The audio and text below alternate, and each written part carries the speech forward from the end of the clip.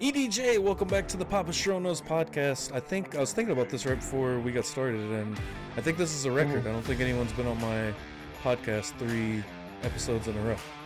Here you are. Well, when the public demands it, I guess you have to fold into the pressure, kind of like Paul Levesque and R-Truth. But Right. it's always fun to be back, getting off the high of the Caglianone debut. Kind of, refocusing on that heading into the Yankee series, which is going to be very busy, I'm sure, and a lot of fun. But a lot of fun things to talk about. Yeah, absolutely. And I was excited to talk to you about the Caglianone debut. And I know me and you were kind of texting back and forth that night that he was debuting. I had thought, man, I really want to watch the Cardinals play, but I really want to see Caglianone's debut. And I just didn't know they played that day, so it worked out perfect for me. Got to watch Cardinals play while I watched Caglianone debut. And luckily enough for me as a Cardinals fan, it wasn't, he didn't have any fireworks, although the rest of the offense did, as the Royals went into St. Louis and won the series 2-1. So the Royals and Cardinals split this year 3-3. The Cardinals winning the series in Kansas City and the Royals winning the series in St. Louis. But mainly your thoughts on Caglianone's debut. As of recording on Sunday afternoon, Caglianone has started with a 4... Let's see if I'm reading this right. Let me get the right one. 2 for 21. So he's hitting at 0.95 at the moment, but obviously just a few games, not a lot to go off of. Any concerns? Well, no, because he went 4 for 4 today. Oh, okay. So this isn't updated from today, then, obviously. Correct. Yeah, that sounds like it's still from the St. Louis series. He had 1 hit yesterday, and then 4 hits today. Nice. All 3 out of the 4 hits were right up the middle, which is what you want. And then the first hit of the day was a double that if he got a little more air under it, would have been his first home run. Main impressions is his power is just so raw. I mean, the ground balls he was hitting were like 110 miles per hour. I don't think people realize how ridiculous that is, to hit a ground ball on the ground 110 miles an hour Right. multiple times, or every time. I think he has the potential to be a freak. I think it's there. He showed in today's game that he can be way more patient. That was always the big concern about him. Can he be patient enough in the majors? And I think it took him a couple of games to figure that out. And obviously, it's only his 5th game as a major leaguer, so he's got plenty of time. But today really showed that he can be patient. He can hit it back up the middle, and he can pull the ball to the other side of the field. So, if today showed anything, it showed that he has the ability to really make an impact on the team. Now, the flip side of that is that the Royals offense was the best I've ever seen all year in St. Louis, and then they went to Chicago and forgot to bring it with them. So, today was the only day that they scored more than 2 runs in the series. They got walloped in game 1, 7-2, and then they lost last night 4-1. But they won today 7-5. The biggest problem outside of the offense is not having Irsay or Harvey. That's killing them in the bullpen. The rotation that's been dominant all year. They've had to bring in a couple extra arms here and there, and it just hasn't been very good, or not as good as it was with Irsay and Harvey. So they're really struggling on the bullpen. Estevez had to work out of a no-out, bases-loaded bottom 9 to save it. And you were talking about how nervous I was watching that. But he did it, and they made strides today. But it's an encouraging offensive show. They hit more home runs on this road trip than they have all year in any series. They hit, I think, 10 total in this road trip alone, which might have been more than they've hit the whole month of May combined. So some encouraging signs. Pasquantino is really starting to heat up. I think he's hitting 280 now. At one point, he was hitting 233, something abysmal like that, 219. So he's starting to catch on. And, props to Michael Garcia, who last year was kind of considered a guy they just weren't sure if he was going to make it or not. He's hitting like 313 right now, somewhere around there, 311, 312. But a huge improvement from him as well. So it's just, again, it just goes back to consistency. Can they keep their consistency going at the right moments? Yeah, I so to go with Caglione first, kind of just to echo what you said. Yeah, I hadn't seen any of the stats or anything from today, so that's awesome seeing him getting a 4-hit ball game. Because his first night in St. Louis was like the most rookie welcome to the big leagues thing, just to see him have an exit velo of, I think it was 112 on one of them, 113 on another, or something like that. Victor Scott makes one of the best plays in center field with a jumping catch, kind of one that if it would have got over him, I mean, probably could have had a triple. I mean, I haven't seen the kid run very much, but I would assume most players could get around a third off that. Then he had one that he hit straight to, I can't remember if it was first or second somewhere, but he had a line out, or maybe like a ground ball that he hit like 110 over. I think it was on the right side of the diamond. But you're right. He's got power to both sides. We haven't seen the home run ball yet, but I mean, you got to assume it'll come, and he's definitely getting there, right? We saw with Jackson Holiday last year with him struggling big time, and he's turned it around this season. So it takes time. I think baseball it's hard to find that. We were talking about Jordan Walker a couple of weeks ago, and where it's like you're trying to find the, I don't know, right time to break out and like stay consistent. It's like almost, like an up and down battle where it's like, those peaks or, those valleys of the lows start to get a little bit higher. Maybe the peaks start to get a little bit higher as well. And the baseline starts to just kind of rise with a prospect to become, a big league ball player. So, like I said, that's awesome to see that he got 4 hits today. And as you said, it's going to be a battle with that offense. I think right now is what Kansas City is seeing through this season. Whereas I feel like the Cardinals have the opposite problem. I mean, it's kind of hit and miss sometimes with the offense, but their offense has been a lot better than Kansas City. And the division that the Royals are in is going to be tough. I think going down the stretch, having what is still the best team in baseball in Detroit right now, as of this moment, with let me see again. I think they're at 43 now. Yeah, 43-24. Still have the Twins and Guardians. The Guardians 34-30, which makes them, I think that's accounts to be a half game better, and it's a full game. With the Royals at 34-32. So, where for the Royals do you feel like?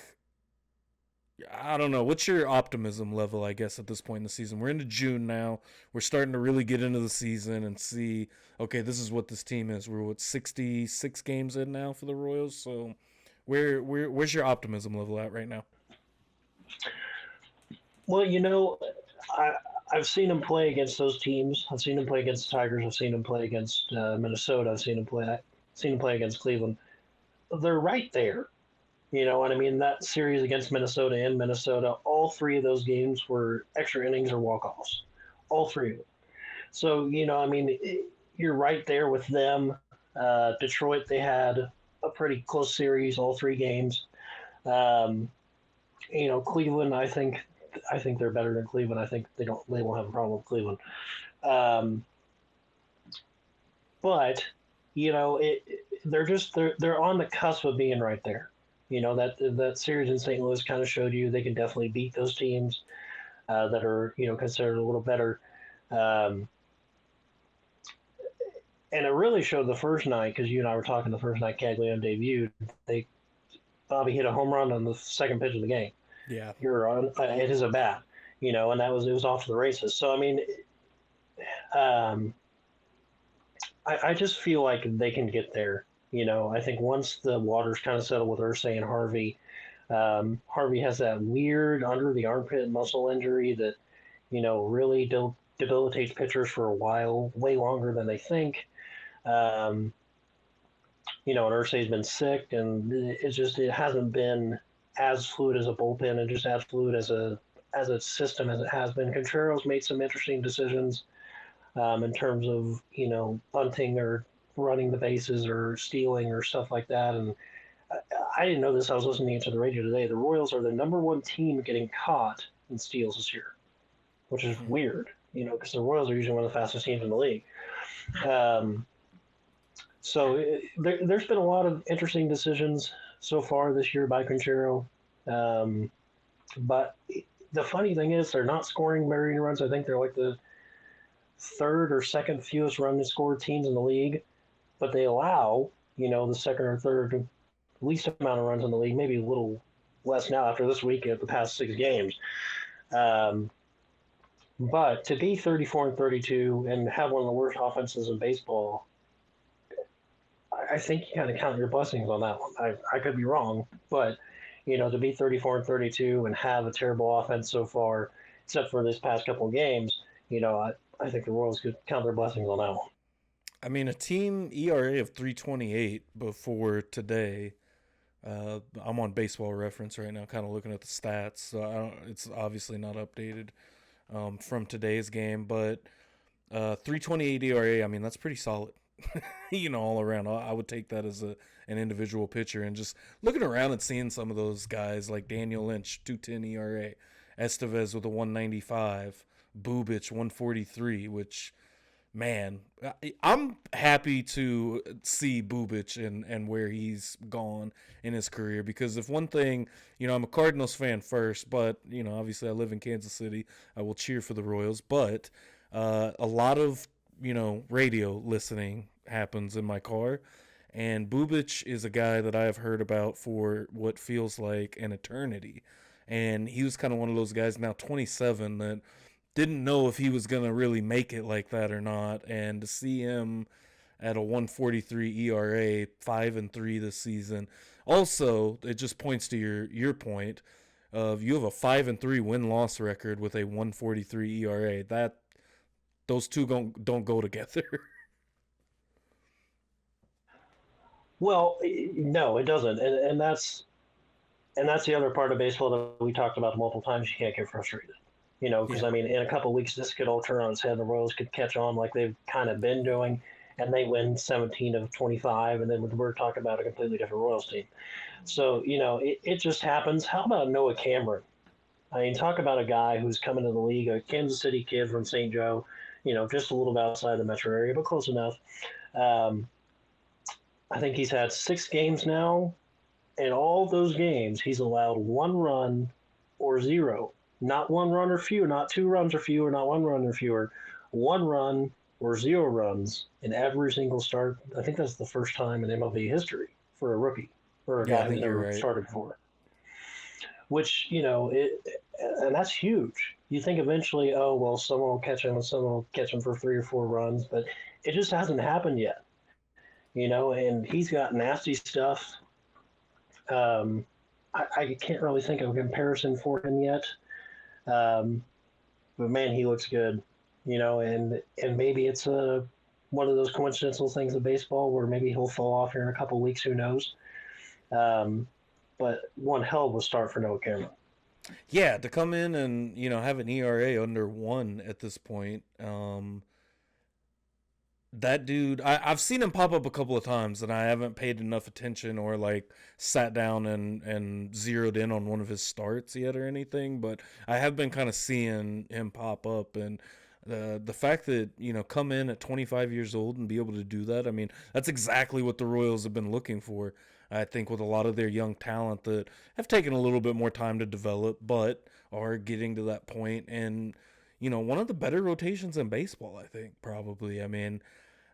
Michael Lorenzen today, 6 innings pitched and getting the win for you guys as well. I mean, top to bottom, Bubic, Waka, Lorenzen, Lugo, Reagans, and now Cameron.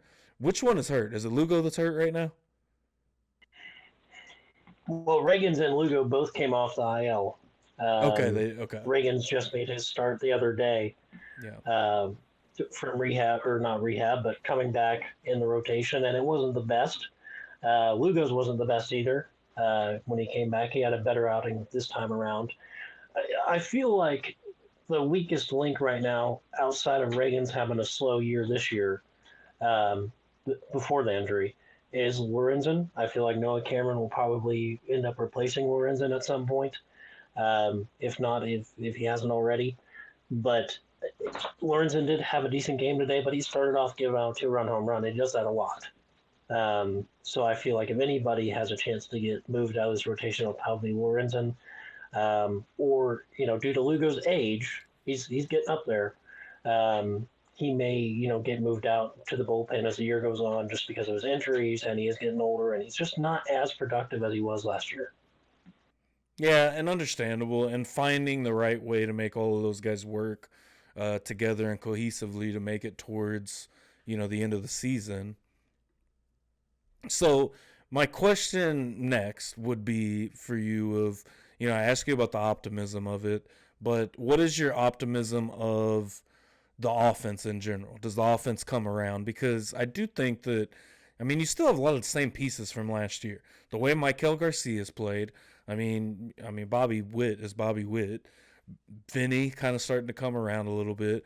Salvador Perez, obviously, he's later in his career. I think he's more of a, either swing and miss or swing and hit a, home run kind of player at this point, which I'm still kind of just shocked how much or how often I see Perez over at first base, and especially in comparison to earlier in his career where, I know Yachty played some first here and there, but just seeing him at first is always weird to me, just because I've always seen him as just like, just a catcher. But I would say I'm pretty optimistic about the offense turning it around. And then adding Jonathan India. I think Jonathan India is, he's always been a Cardinal killer, so I feel like with the Reds. So well, it's funny. The best 3 games he had were against the Cardinals in the last series. Yep. So far this year, and he was turning it on before then. He played really well against his former team, the Reds, before the Cardinals, and he had a really good series against the Cardinals, and he had a decent series here against the White Sox. I have, moderate optimism just because of the fact Pasquantino's figuring it out. Mikel's hitting over 300. Bobby's hitting a little bit of a slump, but he tends to do that in the month of June. I think he plays a lot of hero ball the first couple of months. Swings it more than he should. Then he kind of slows down in the June after. Perez, I think you hit it correctly. He's just older and he's going to swing and everything. Not that he hasn't swung and everything his whole career. He pretty much has. But I think it's gotten worse the older he's gotten. I think he's just trying to make a play and get on because I think he knows he's older. And he certainly can't run very much anymore. If you watch him run, it's kind of hard to watch him run. But there's optimism there. Nick Lofton can add some optimism there. He's a great defender. He's made a lot of great defensive plays. Not the best bat in the world, but he's all right. Kyle Isbell has actually had a pretty good year for center field. This is probably his best year hitting I think he's had. They brought up John Ray before Caglianone. He hasn't seemed to really work out, but he's a good defender. They still have Mark Canha, and Mark Canha, I think is 36, 37, something like that. But he's played great. So, there is some optimism there, and there is some hope that, they can figure it out, and they've shown they can figure it out. But again, just will they figure it out and keep it going? That's the question. I think they can. Yeah, I agree with you. I think the Royals can make a run at it for sure and still be one of the, playoff teams of the American League. I think with looking at the standings right now, with the Mariners at 33 and 31 and Houston overtaking them for first place, the Orioles have been terrible. The Red Sox are not great. The Blue Jays are, I feel like, still kind of the Blue Jays. The Rays, surprisingly, at 35 and 30.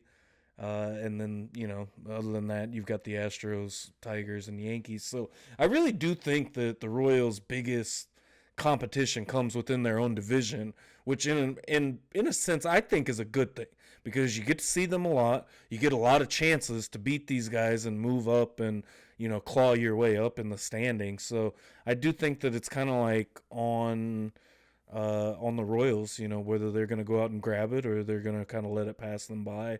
And similar to last year as well. But playoff chances, do you think this team right now with what you've seen from them, do you think you would feel better last year at this time? Which I guess, let me not ask that question because I feel like that's kind of easy answer just because last year was the first year of this team really getting to that level to be that kind of optimist. But do you think they'll have a better chance in the playoffs against some of these teams like a Yankees team that I believe they won, was it just one game or did they win 2 games in that series? It was one, but they were all fairly competitive, Yeah. and there was a lot of questionable calls. I think in two, game two or game three at Yankee Stadium, where Chisholm Jr. was clearly out, but they called him safe. Um, there was just a lot of questionable calls in that series, but whatever.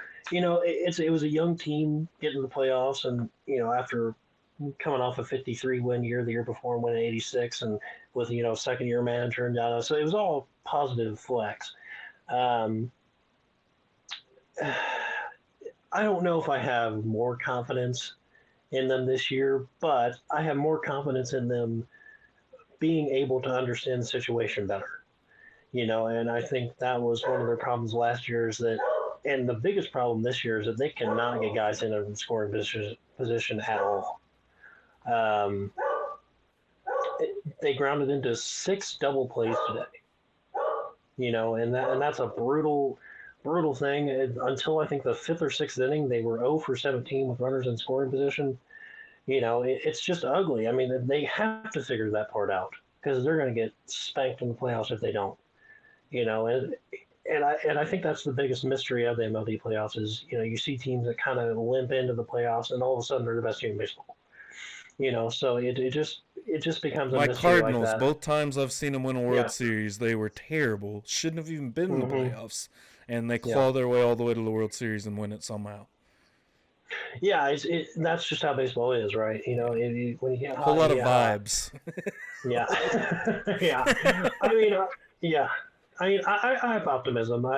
I would say probably about 52% right now that they make the playoffs. But like you said, the Central is going to be their test. Um, apparently the White Sox has obviously improved leaps and bounds where they were last year at this point. They Yeah. took 2 from the Tigers. They took 2 from us. So they're definitely a lot better. I mean, they're not great, but they're a hell of a lot better than they were last year.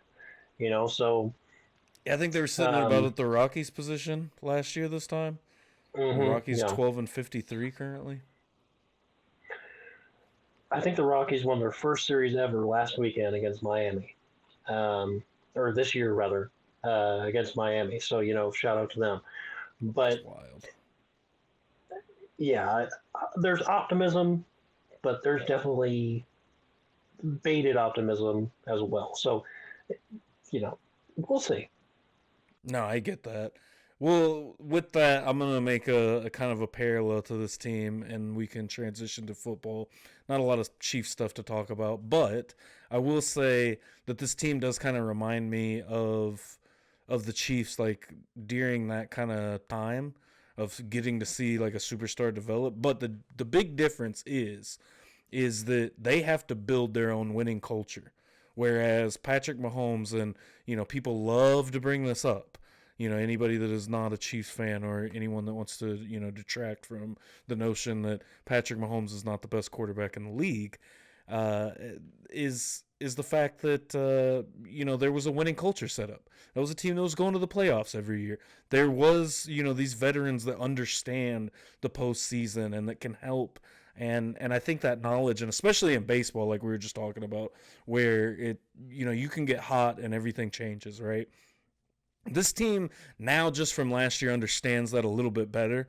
And so I totally get the being kind of on the fence with the optimism at the moment, just for seeing who they are right now. But as much as to say that it's already June, it's only June as well. So I do think that this team does have a little bit better of a you know just in their mind of like, hey, what it takes to get there and what it takes to win. Because we know we're going to deal with some real adversity when we get there. And how do we, turn that around, handle it, deal with it, and continue to play our game and win. And so I do think that will help when we see them down the stretch. So at the end of the day, the season's a marathon. I know we get on here and probably say this just about every week at this point, but it's the truth. 162 game marathon, and I think the Royals will be all right. And I think them with their division, I think it's going to help them in the long run because iron sharpens iron, and they're going to be playing the Tigers, Twins, and Guardians more than they're going to be playing, any other team in the league in general, but from the other divisions in the American League. So to transition to football, I know not much going on, not a lot going on, and I don't think really anything new with the Chiefs, but it was funny because me and Ray were having a conversation about this the other day, talking about the Steelers, and he turned to me, I can't remember what was said, but he turned to me and said, they don't have a quarterback. And I thought about it and was like, oh, they don't have a quarterback. The news has always been Aaron Rodgers is going to sign, and I'm like, training camp is like around the corner. When are you going to sign? And then literally the next day is when he signed. They do now. Yeah. Mm-hmm. What's your thoughts? They'll go 10-7. It's Mike Tomlin's a wizard. I think he could do it with anybody. He's shown it to you multiple times in his career. Doesn't really seem to matter who his quarterback is. He'll get 10 wins out of anybody. The funnier thing is, and this is going to trigger some Buffalo Bills fans, but I'm always enjoying that. If you compare Rodgers and Allen's stats last year, in some aspects, Rodgers was better than Allen. Interesting. But, obviously Josh Allen is a much better quarterback now than Aaron Rodgers. Not saying that. But if we're talking about season to season, Aaron Rodgers had a pretty good year. The Jets were just really, really bad. So, does he still have enough in the tank to win a Super Bowl? Probably not. But does he have enough in the tank to upset a team that should win a Super Bowl? I could see it. Especially Mike Tomlin, I could see it. Okay. Do I think he'll make the AFC Championship game? I don't know. But could he beat a Bengals team? Yeah, probably. Could he beat a Ravens team? Yeah, probably. Are they both going to be probably in the playoff contention that could potentially lead to the AFC Championship game? More than likely. So, those are two teams that he plays multiple times a year and has the veteran advantage over. And we know Aaron Rodgers can kill somebody if he wants to. So could he do it? He could, but will they? That's the biggest question. Yeah, I think that's an interesting take because I think that what you said of does he have enough in the tank to win a Super Bowl? Probably not, but to upset a team or two, or maybe a team in the playoffs, I agree. Which, and I like that you said that because I don't really like the whole notion of, the Mike Tomlin memes and the, 9-8 memes and all that, because I do think Mike Tomlin's a great coach. And like you said, he can deal with just about any personality. This is like a next level boss that he's dealing with now, though, personality wise, in Aaron Rodgers. And shout out to Randy. Randy said something extremely funny to me the other day while we were at the driving range, and he said, Aaron Rodgers hated Brett Favre so much he became Brett Favre. And I thought that is one of the greatest quotes I have heard recently because that is 100% true. That man has turned into Brett Favre. I don't know if Brett Favre is going to be trying any ayahuasca or heading to California anytime soon, but that is true. That is true. Charity or wherever he stole it from. I can't remember. Allegedly. Okay, yeah, allegedly. Let me not get myself in trouble. Thank you, EDJ. Allegedly. To go to your point about Josh Allen, this is actually interesting because I haven't heard this from anybody. He had more passing yards than Josh Allen. More passing yards per game and the same amount of touchdowns. He did throw more interceptions, had less of or Josh Allen had a better quarterback rate.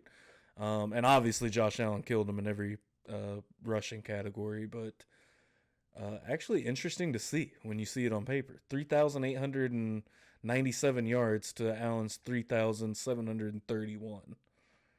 So it was really just yards, but still, I like you said, I think going to Mike Tomlin, going to a team in a situation that is already pretty good. He's got DK Metcalf. I've heard that they, what is the tight end from the Dolphins? They apparently want to try to acquire him. Um,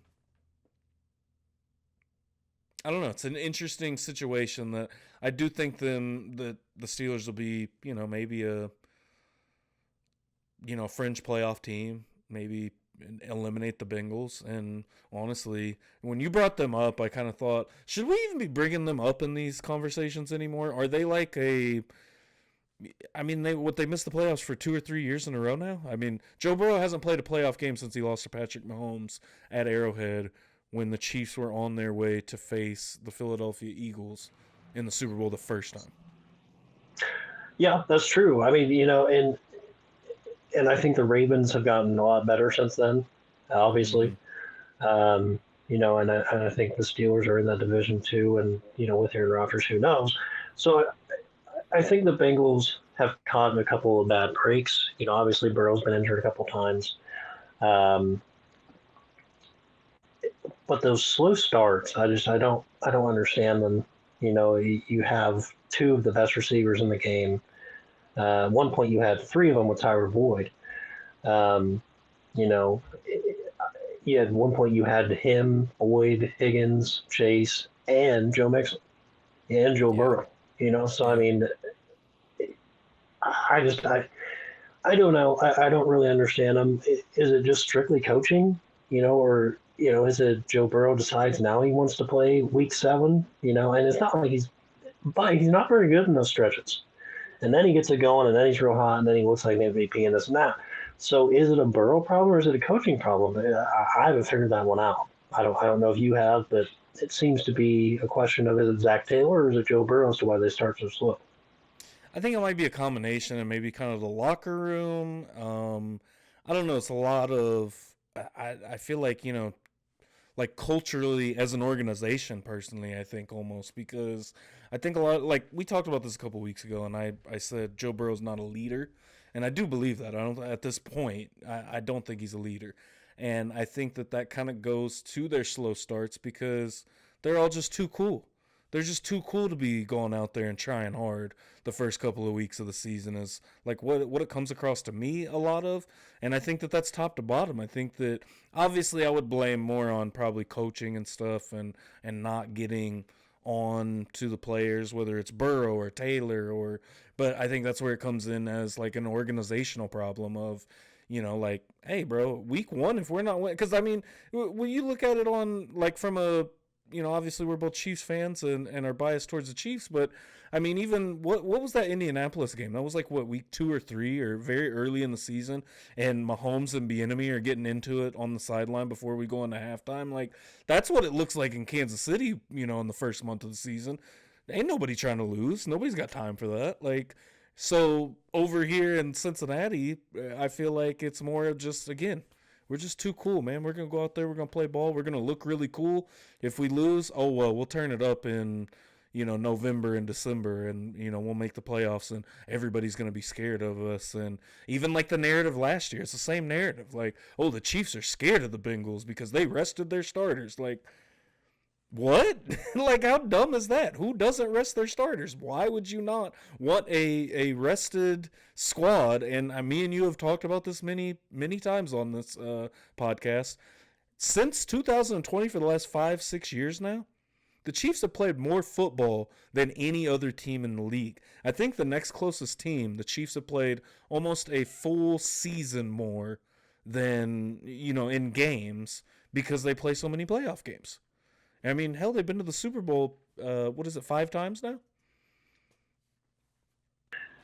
Yeah, I mean, and that was such an annoying thing. It's like, well, first of all, When in if y'all would have, September. yeah, when is September 1? Two, you know, I don't even have a two. It's just like, well, you had your shot and you blew it. I don't understand it. It's not worth our time to understand. I mean, they damn near lost to Denver anyway.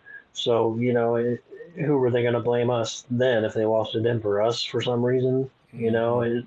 It's just ridiculous. And we sat our starters because, one, obviously, like you said, they're retired. They needed the rest. Two, it did not matter.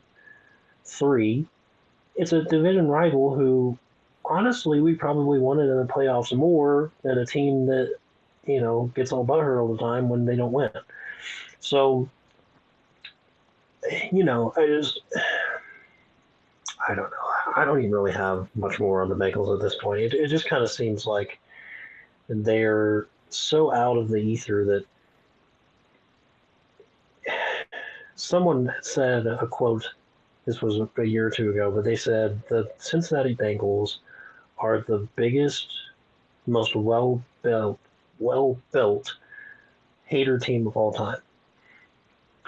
They're just built off of being haters. I mean, how do you wake up every day and go, today's the day we go 9-8 and make the wild card, and then fantasize about that playoff game we won 3 years ago?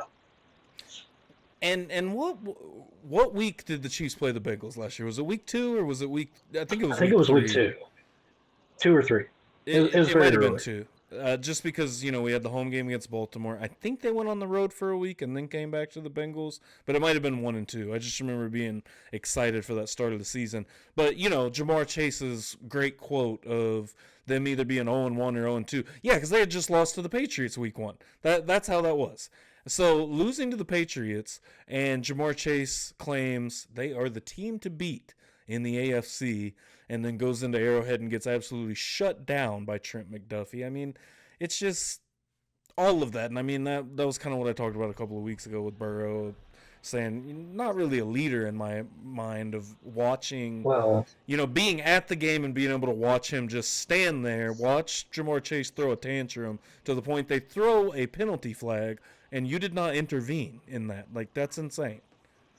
Well, Papa Shro, that wasn't pass interference. So I don't know if you know this, but it wasn't even on that call. It was he wanted a hip drop tackle call. Well, I know that too. But I mean, at the very end of the game, obviously, the ref threw the flag before the play even started. Yeah. And went over to Andy and told him it was going to be pass interference. Andy already ordered up the steaks for the dinner tonight. Obviously, but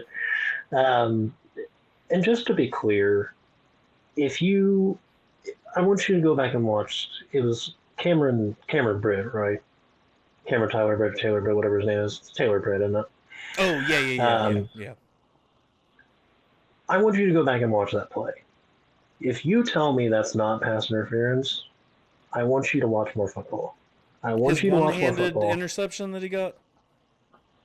Well, that too, but his over the back of the very end of the game. I mean, it's pass interference. Yeah, it's pass interference every day of the week. It was so blatant, and that was one of the parts. So last year taught me a lot, I feel like, because obviously there was the talk about the refs, and at this point it's just haha. I mean, you just got to laugh at it because it's so prevalent. But what really got me last year was like the talking heads, like the Will Comptons of the world, because. And I mean, I feel sorry for you if you listen to Bussin' with the Boys. I just really feel sorry for you because you're just getting an idiot talking to you, and to be a guy that played in the league, and to come out and just say, "Oh, it's WWE now," like what? And you make a living off of talking about this, and you played in the league, and now because there's a team, talk about sore loser mentality and. All of that. It's one thing for fans to be perpetuating this online everywhere, but the talking heads that are just like, oh, well, we're over it. It's like, bro, what are we talking about? And then also seeing the narrative flipped of New England, of, well, people respected New England. Where? Who respected New England? All I heard was they were cheaters and Deflategate and they're filming practices and... No, Spygate, they were not. Deflategate. Yeah, Spygate. Yeah. There was no respect for the Patriots, and I mean, I was right there too until the end. I was gonna say I didn't have any respect for the Patriots. Yeah, it kind of grew on me that they were great, but at the same time they had their controversies. Where are the Chiefs' controversies? Where's the Spygate? Where's the Deflategate? Like, this is just all of a sudden everybody that watches highlights and doesn't actually watch games is like, oh yeah, hey, I would like to say they're cheating. Where?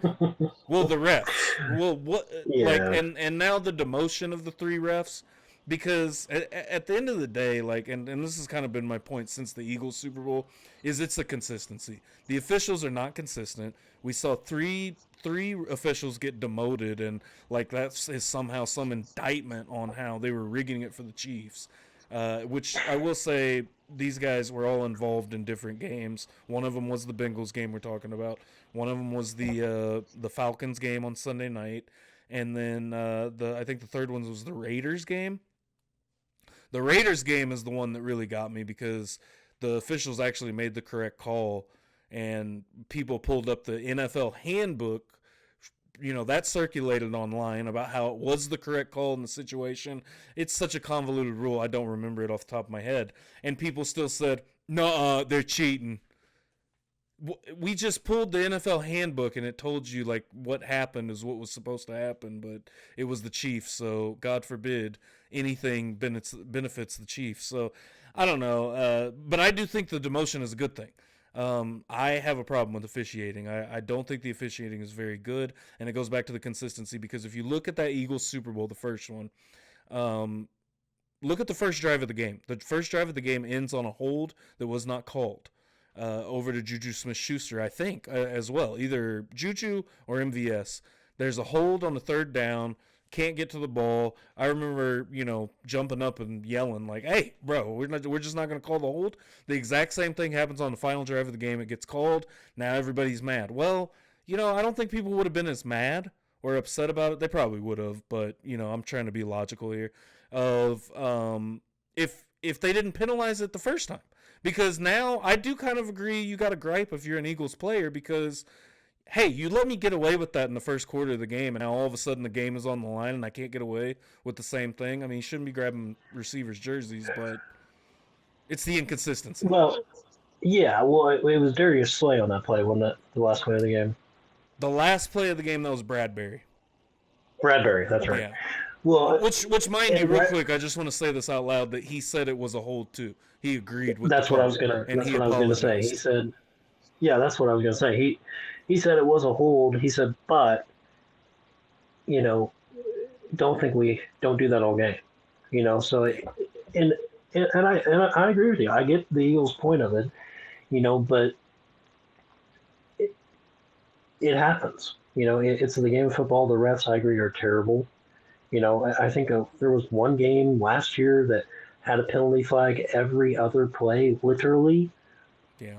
And it's like, what are we doing? So hopefully there's a big turnover in officiating and they change everything up and everything is better. But it's nothing new. It's nothing new for and I don't want to zone in on Chiefs fans, just dynasties in general. I think people are so negative towards dynasties. Look at the Golden State Warriors and how many people hate the Golden State Warriors. What do you hate Steph Curry for? The Dodgers aren't even a dynasty yet, and our people already hate them. And maybe based off past championships, the Yankees. I mean, people still hate the Yankees off of the 90s, really, into the 2000s. And, I agree with you. Yeah, people don't like it when you win consistently. And I mean, for a while, people didn't like the Spurs. They didn't like the Lakers. I mean, all those teams were great. But it's just winning. Winning does something to people that are, if you're not with it, then you should be against it for some reason. It's just how it goes. The biggest thing for me, is just trying to figure out, what rule are the Bills going to get the NFL to add next?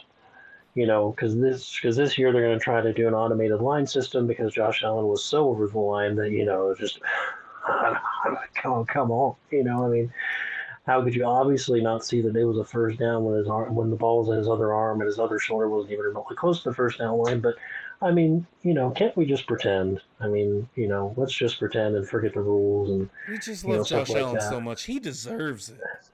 He deserves so hard. I mean, he deserves it. I mean, he loses all the time, but he deserves it. This time for some reason.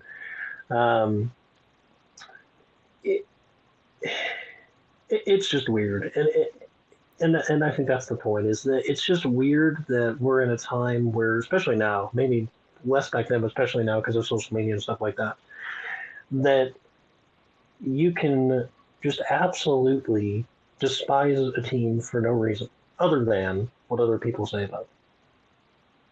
Yeah, outside of like your own rivals or divisional rivals or whatever. Yeah, no, I understand, and I think that like social media has kind of played the biggest part of that because we all have our own echo chambers of our I have my echo chamber of Chiefs fans and like all kinds of stuff going on like on Twitter where it's Chiefs film breakdown or hey, check out this player, how great is Patrick Mahomes, or honestly, I've gotten really over the Brittany Mahomes stuff or Taylor Swift, but like, whatever, it is what it is. I get it. They're like, by proxy, they're part of, our fandom or whatever, I guess.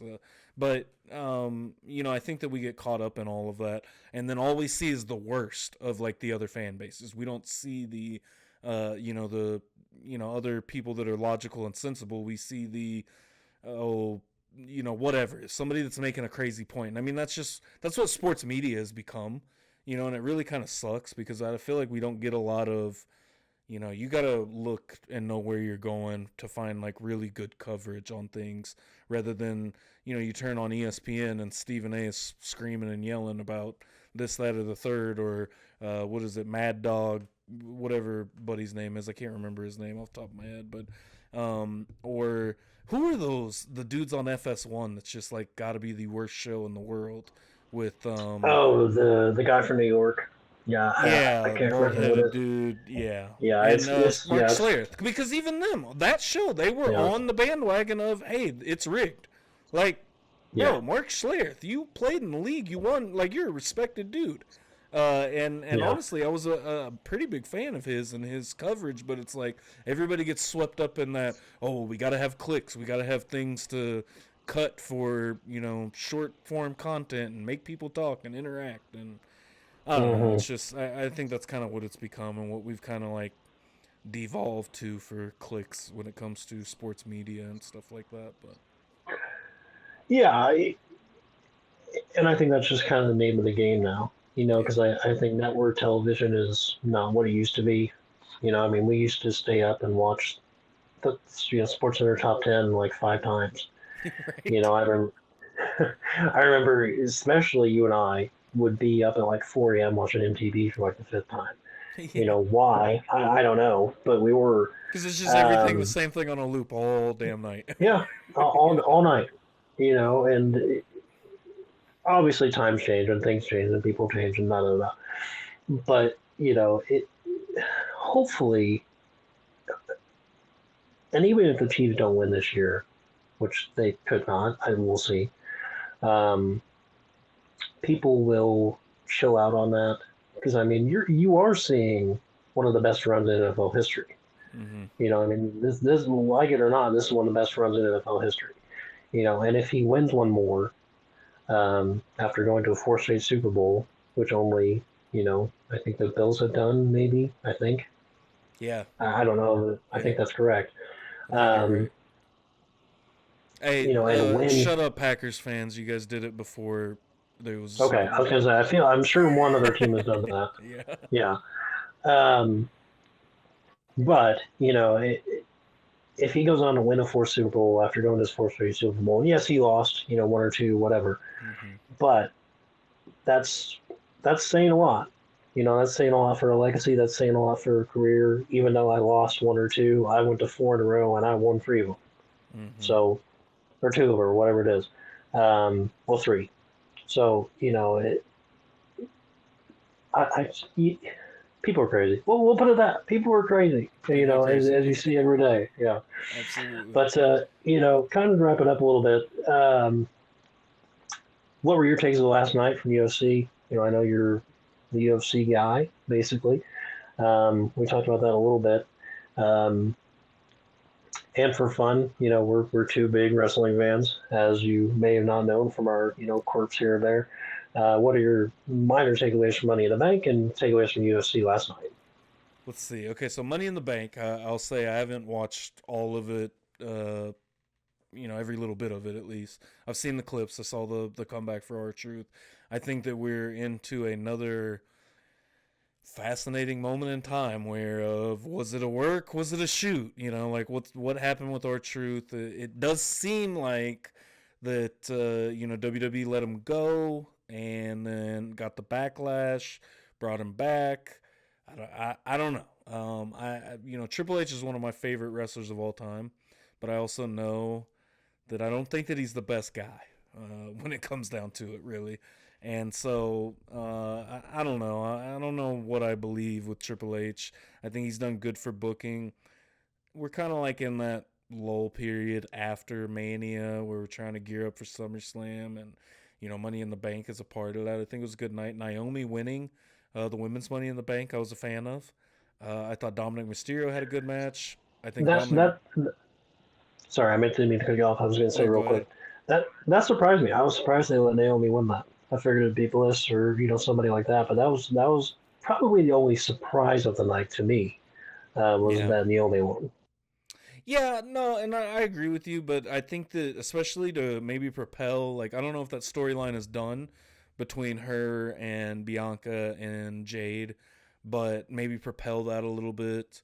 I think it's an interesting time with the women because you got a lot of new blood too. That was one thing watching it. I thought to myself of, Alexa Bliss is almost like she's the old guard in this match. Whereas you've got like, Rhea Ripley, you've got Roxanne Perez, Stephanie Vaquer, all of these, newer talents that are coming up from NXT. And, so you got some new blood in there.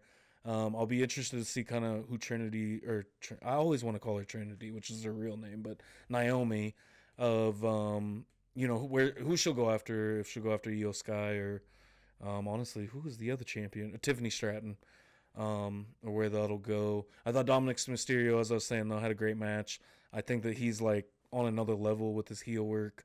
He's like he bridges the gap between like modern heel and like old school heel, where it's just getting the cheap heat. Like at one point, yelling at the AAA wrestlers in the crowd.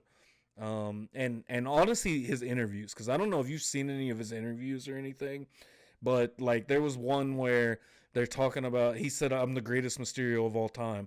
And I think it might have been Chris Van Vliet. He was being interviewed by it. And he said, well, how would that make your dad feel? And Dominic replies with, which one? And I'm just like, dude, like, you get it. You just get it. And then he was on Logan Paul's podcast and asked him if he was allowed to go back to Japan after the whole, video incident back in the day. And, Logan's like, duh, I'm allowed to go to Japan. He was like, well, man, if you went back there, I mean, that would get crazy heat. Like, imagine showing up and wearing the hat and, like, legitimately pissed off Logan Paul. And I was just like, this dude just gets it. Like, he is just primo talent. I'm very interested in the Seth Rollins stuff and their whole group they got going on. Pretty much like the reforming of Paulie's Dangerous Alliance is what it kind of feels like to a point, which is a crazy throwback. But yeah, that'd be my take. I like the R-Truth thing. Where does it go from here? I'm interested to see, because if he was let go and they didn't plan to bring him back, we're about to see some of the funniest stuff ever, because there's no plan then. That means they just brought him back with Mm-hmm. no plan. Yeah, someone said the best thing in the world they could do now is have him do skits of him not even knowing that he was fired. Um, Yes. and he's one of the best comedic wrestlers of all time. So, I mean, he'll do well with that. Yeah, I agree with you. I thought the Rollins winning made the most sense. And I was kind of hoping that's who would win it, just for the story. Everyone said he's kind of grasping at that power straw on Raw, but now he has it with Money in the Bank. Kind of reminds me of an evolution in a way. Yeah. Not necessarily Heyman. I don't think Heyman's playing that Flair role, but it is definitely he's definitely playing Triple H. He's definitely Yeah. playing the that role. Um, Bronson Reed, Braun Breaker. Um, I would assume Breaker is Orton. Just for the fact that he's probably on the bigger rise, has had more opportunities, has more single success. Um, but maybe here's a big turn for Bronson Reed. How about Jacob Fatu turning face um, on Solo and Money in the Bank? He's become a huge star in a matter of Yes. weeks, which or months rather, which apparently they were worried about doing during the Bloodline feud because they felt that would happen. Just because of his athletic ability and his microphone skills, they were worried about that. But obviously, they don't have to worry about it now. Um, Right. but that They definitely came planted some true. seeds during that, I think, Hmm. Yeah, I, I think you're right about Triple H. Who knows what kind of person he is behind the scenes, and I don't think he's a terrible person, but um, obviously you probably knew a thing or two about Vince that you didn't really want to tell anybody, buddy. But it's impossible with his father-in-law. Of course he knew. They all know. They Yeah. all knew, but it is what it is there. But um, a fun night. I thought it was a good night. But you were watching the UFC too, and I was surprised on how Sean O'Malley just kind of got walloped. I felt in a way. Do you feel that same way? No, I'm not surprised at all, honestly. I think that's exactly what Merab was going to do. The one part that made me think differently, that maybe the fight would go differently, is that O'Malley quit social media, he stopped smoking, stopped doing anything that wasn't about fighting or family. He stopped and he kind of got into, a zen mode. And I thought, okay, maybe this will be your arc and like get back, which would have been perfect for him because I do think the initial loss to Merab made him more of a superstar than he already was because that crowd was electric for him. And I think that I feel like they even booed Merab at one point, which if you don't like Merab, I don't understand because I think Merab is hilarious. Go follow him on Instagram because that is a great follow. He's always doing just goofy stuff, and the fact that he wore the coat that he stole from Sean O'Malley to the damn press conference. I mean, it's just the little things. Like he goes out there and he has fun. And like Merab is my kind of fighter. I love a guy that just wants to be in there and just wants to beat you up just because. I feel like that's kind of like my style when I was training and fighting and stuff. Like I just want to get in here and make you suffer and not want to be here and drown you in the 10-foot side of the pool, and I'm gonna keep swimming because this is where I thrive, kind of guy. And that's exactly who Merab was. I thought O'Malley, I don't know what it is about either his footwork or takedown defense. He got really weird off of his feet, like he fell straight on his ass at one point in the fight, which was just super weird. The I think it was the first or second takedown where I mean like Merab legitimately like carried that man sideways across the cage. I don't know if you saw that clip at all, but it looked wild. I've never seen anything quite like it in a fight, and those two have produced two of the weirdest fights in UFC history, in my opinion. But yeah, Merab just beat the hell out of him pretty much, and Merab looked good in the stand-up. And it was the little things Merab did in the first round. I noticed where Merab wasn't going for the takedown, but he would look down at O'Malley's legs and then circle out and stare at his legs and like, what I'm thinking about doing, but I'm not doing it yet, and then come with a quick, 1-2 or something and circle out. So I I, I don't want to call O'Malley a one trick pony, but it kind of feels like he is because he's got that straight punch and that's about it. I mean, I think he's got some good kicks. He started off with a spinning back kick. He almost finished Merab in the first fight with the teeps to the body, but I just don't think that he has what it takes to beat Merab. And I don't think, like many people do. So, like that's no slight to O'Malley that he couldn't get it done against Merab, but I think Merab is I mean, what he did to Usman Nurmagomedov, that was insane. Back in what was that, January, I think, or something like that. So, uh, I don't know. Hats off to Merab. He's an amazing fighter, and the king of the bantamweights right now. And him and Corey Sandhagen next is going to be fireworks. So I'm also excited for that fight.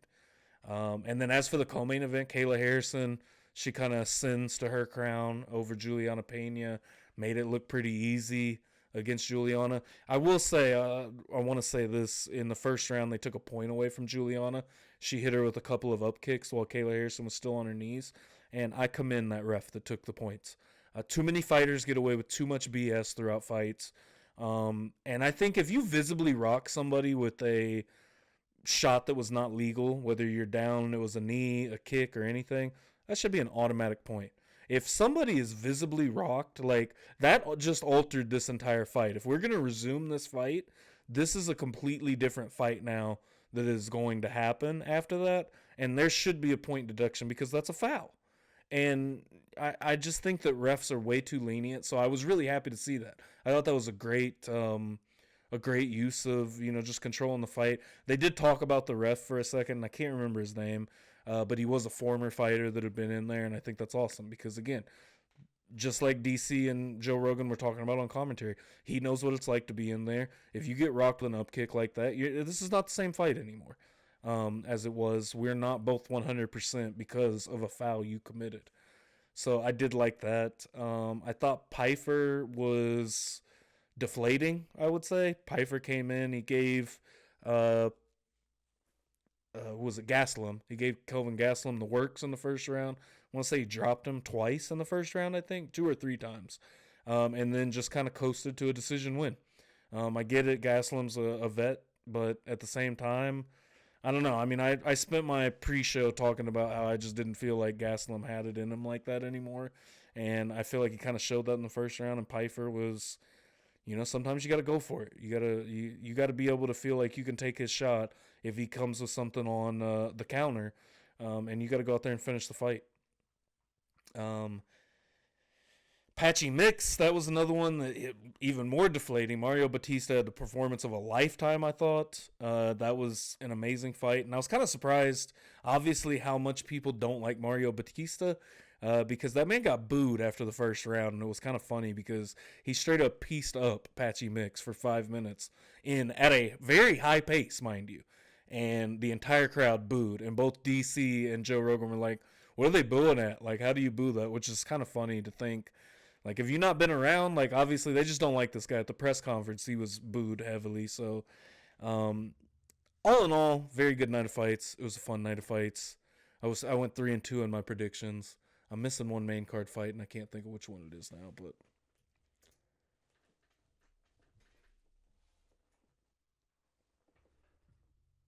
let's see here.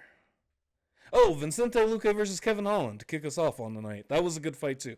I had Vicente Luque in there. Kevin Holland did a great job, and he seems like he's kind of ready to try to pursue a run at the title, or at least to the top of the division, which is, I don't know, fascinating to say the least, because Kevin Holland is 32 years old now.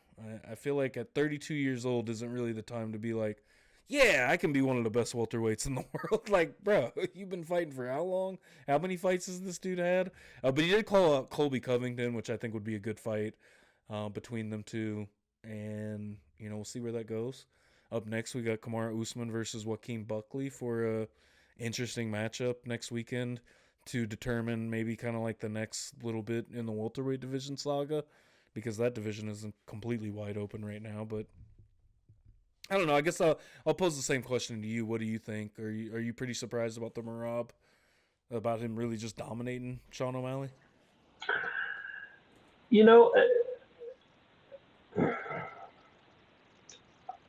I think you're pretty accurate with that. I think you see that a lot with guys in the UFC, especially when they get towards that top tier and the top ring.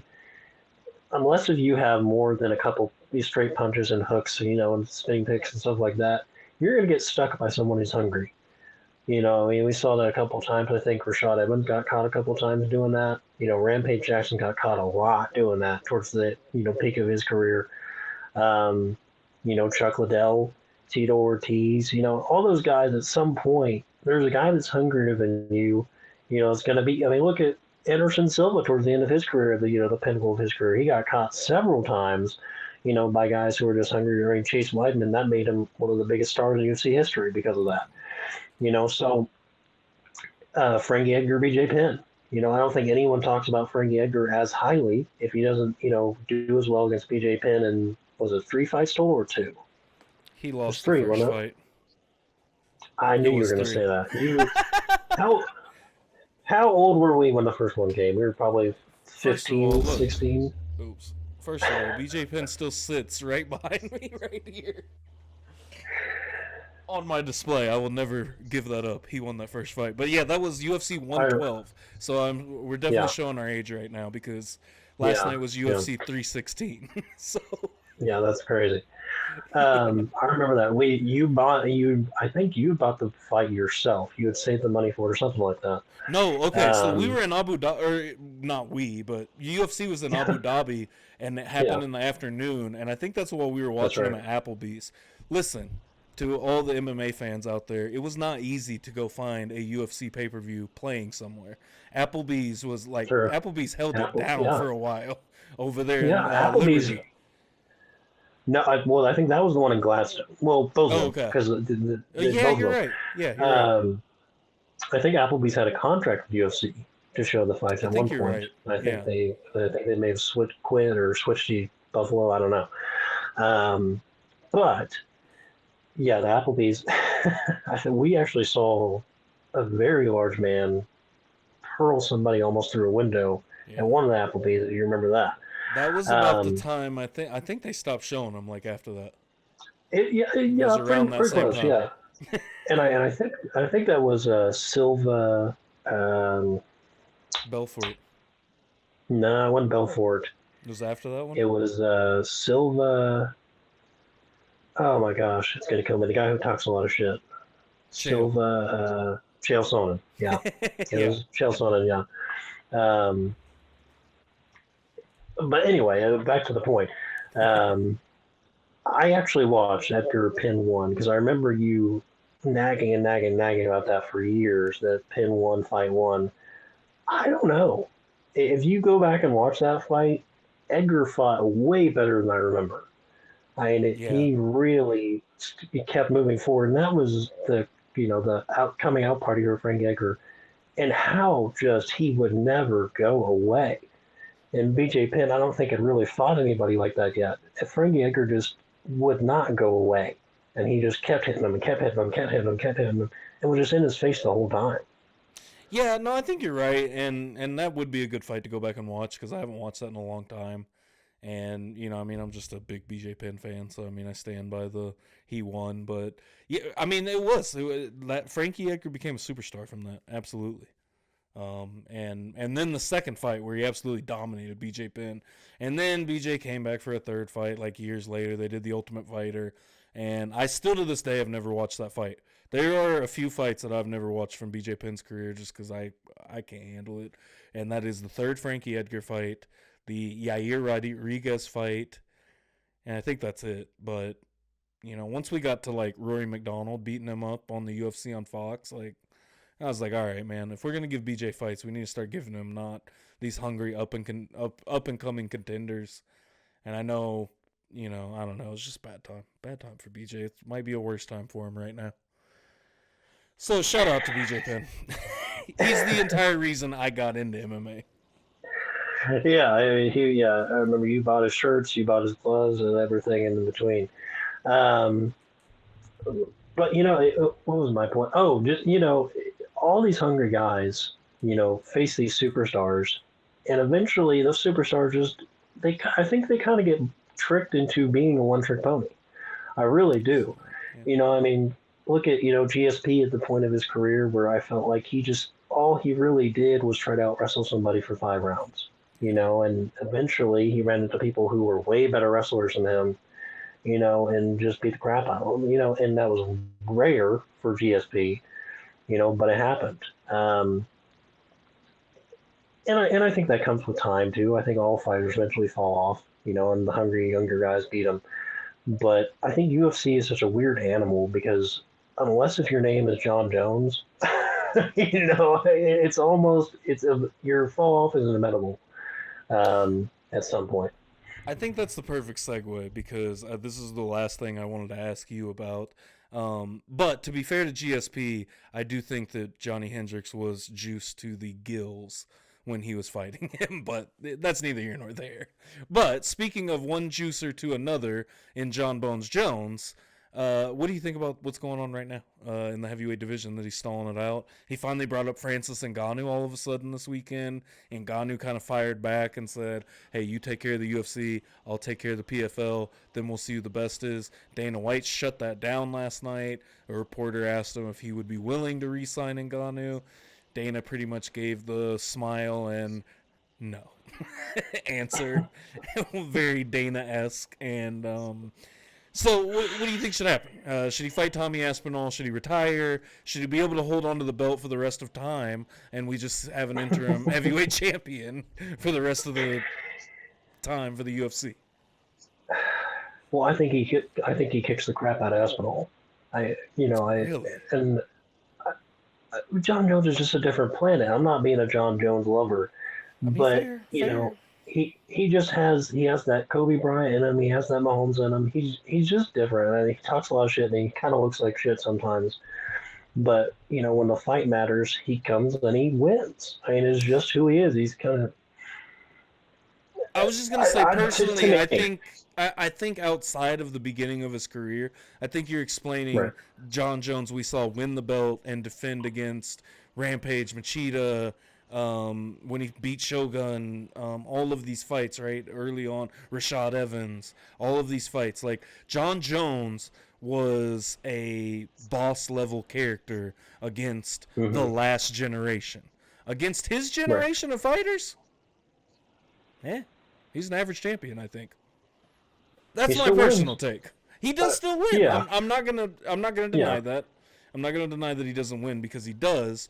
But it's a lot of hey, to go back to talking about the point being taken away. I mean, he does like to poke guys in the eye. Like, there's just so That's many true. Yeah. things about him that I guess like bothers me. So I mean, I'm not trying to just be like a hater right now, but I just mean I don't know in the sense of like I don't think that he is as dominant as people make him out to be, but he does always win. Yeah, and that's fair. And I don't think every superstar is as dominant as people make them out to be. You That's know, fair. I, That's fair. but do you think Aspinall's a better wrestler than Jones? No, Maybe at this point of his career, but I mean, even then, do you think he's a better wrestler than Jones? no, not at all. I don't think he And do you needs to think out he's a better wrestle striker Jones. than Jones? Absolutely, 110%. You think he's a better striker than Jones? Yes, yes. Hmm. Jon Jones is not a good boxer, and that is what Tom True. Aspinall is good at. Maybe overall, maybe Jon Jones has an edge, right? But so I Hmm. just rewatched the first Gus fight. Head strikes, 1 minute left, heading into the end of the fourth round. Head strikes were at 88-18 for Gustafson. 88-18, Hmm. just from like a boxing standpoint. Jon Jones fought that fight very like I spar. He just kicked and threw a bunch of kicks to keep Gus away from him. Either way, I think that like that would be the thought process, right? To keep him away from him. I don't think you can keep Tom Aspinall away from you. He throws a lot of 1-2s. He goes straight down the pipe. And, I mean, I don't know.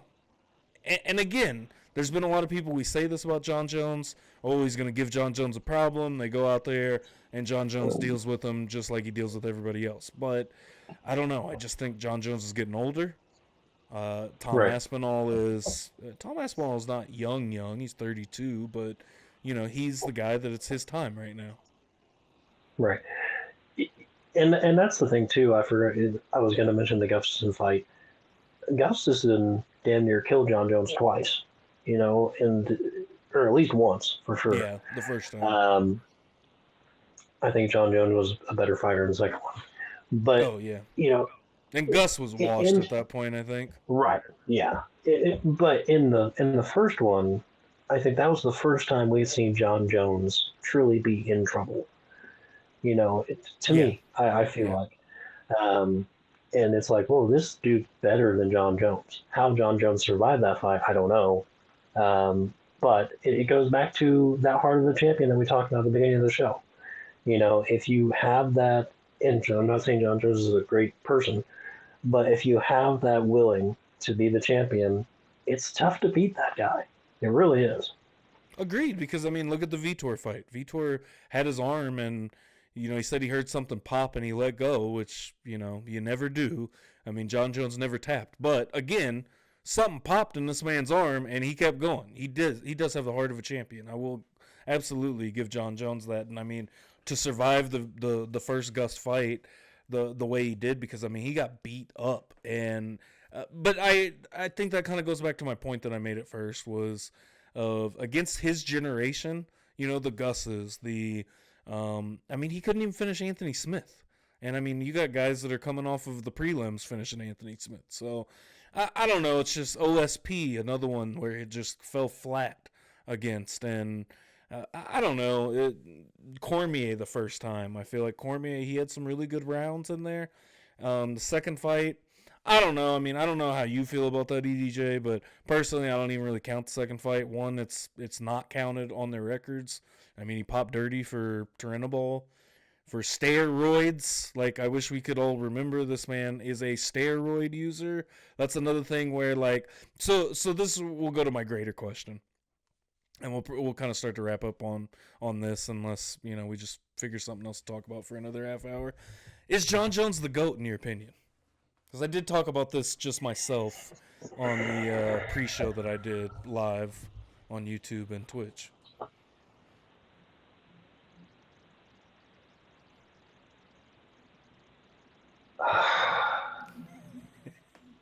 It's a loaded question a little bit. It's hard to say no. It is hard It's to say hard to no. say no. I think the only one you could really maybe compare him to is Anderson Silva. I think that's very close. Um, you know, maybe Silva. Maybe if you're comparing Jones and Silva, potentially. Um, but but I feel like Silva was in a different era. And Mm-hmm. obviously he's a little bit older and whatever. But I feel like Silva was so unmatched for so many years that maybe that dilutes his greatness just a little bit, But I feel like Jon Jones came up, like you said, with all those big names, and now he's still fighting in the modern era, which are athletes are 50 times better. Um, Okay, I can't let you get away with that because he hasn't fought anyone from the modern era. well, that's true. That's fair enough. Fair enough. But you know, Ish. I mean, he's ish. ish, yeah. I don't know if you can say no. I don't know. There's a lot of favorites. I think there's a lot of favorites, Yeah. from that era. But all time, I don't see why you wouldn't put him number one. I I think got it's just two hard to do. names. I got two names for you that I think are in the debate, which is funny because neither one of them are Silva. George St. Pierre and Demetrius Mighty Mouse Johnson. For me personally, I think are both up there in the discussion. And I don't know like what way I wanted to order it. See, maybe I need to do a video on this and put this out on the channel. But um, I feel like it's almost hard to say GSP isn't the GOAT for me personally. And this is, I think everybody's entitled to their own opinion. I don't know if there's really a consensus GOAT, but I mean, at the same time, like, one thing that I do kind of dislike about the Jon Jones debate is a lot of people like to say he's undefeated because he had the Matt Hamill disqualification. He broke the rules. He lost the fight. That's a loss. Okay, he didn't get beat up. Cool. We've seen him get beat up other times. We were just talking about one. Gustafsson, Dominic Reyes, Thiago Santos had his moments. So with GSP, I feel like GSP's more dominant throughout his career. He did get finished by Matt Sayre. Don't get me wrong. I'm not taking that out of the block of accountability here, but he stopped BJ Penn from moving up and taking both belts. There was he finished on top. I mean, and even the big rig fight, I feel like I get it. He'd probably lost that fight, but like I just said, I mean, big rig was he was juiced up. I think. I mean, as soon as USADA came in, all of a sudden he moved up to middleweight, couldn't make 170 all of a sudden, and his whole body was deflated. So I mean, come on, like let's let's be real. It was fun. It was fun while it lasted, but we know the man was on the juice. And then he comes back, and granted, him fighting Bisping, I don't think is like the greatest notch in his feather to win that fight to become middleweight champion, but the Do man you, was two division champ. do you think Bisping was in his prime at that point compared to Pierre? It's kind of hard not to say that Bisping wasn't in his prime right there, kind of. I mean, he Because how beat old was Anderson that? Silva. He was older, Oh, that's but true. I do kind of think his prime might have been older. Because, I Yeah, mean, that's he did have fair. some great performances when he was younger. I kind of think back to the Akiyama, which I'm pretty sure watched that at your house against Akiyama, UFC Yeah, we 120. did. Dan Hmm. Hardy got knocked out in the co-main event by Carlos Condit. So he had some great performances. The weird Jorge Rivera fight, which was a great performance. It was kind of dirty how he won, but then beating Anderson Silva. Even and you know what, to even say, because I know I kind of go back and forth on that too, because Anderson Silva straight up knocked him out at the bell with a flying knee, I think at the end of the second round. But for Bisping to come back and perform the way he did the rest of that fight and win the fight in front of the England crowd, that was a pretty dope moment. Although, whatever, it's a fight game. And then to beat Luke Rockhold. The way he beat Luke Rockhold was just absolutely insane. So, I don't know. I do kind of think that kind of might be the prime of Bisping's career right there. Yeah, that's pretty fair. I've forgotten that Bisping kind of got in the prime game when he was older. He wasn't really as big of a name, and I think he kind of got knocked around a little bit in the younger career. And then when he got older, he actually became a star. And I think after Henderson knocked his head off his shoulders, I think he kind of realized that maybe I'm not as good as I need to be. Yeah, well, he was always the guy that got very close and was like one fight away, because then Vitor Belfort knocked his eye out. Mind you, the prime of his career we're talking about right now, that man did that with one eye. Yeah. Oh, that's true. Well, maybe Bisping's the best of all time. Shit, I don't know. Maybe Bisping's the best of all time. You know what? We're making a case for him. Either way, go ahead. He's definitely up there. I don't think you can talk about light heavyweights without Bisping or middleweights without Bisping, but he's definitely top middleweight. I think that's something we should post about next time. Let's work on that for next time. We'll do the 10 best fighters of all time. Okay. So, I'll have to do my homework on that, but stay tuned for that one, because it'll be the 10 best fighters of all time. There we go. I think that's a good cliffhanger right there. We'll leave them there. Yeah. 10 best fighters of all time. Absolutely. There we go. DJ, I appreciate you so much. It's been fun talking. It was always fun, buddy. I'll see you. All right. Well, until next time, I'll see you in the next episode of the Papa Show Knows Podcast.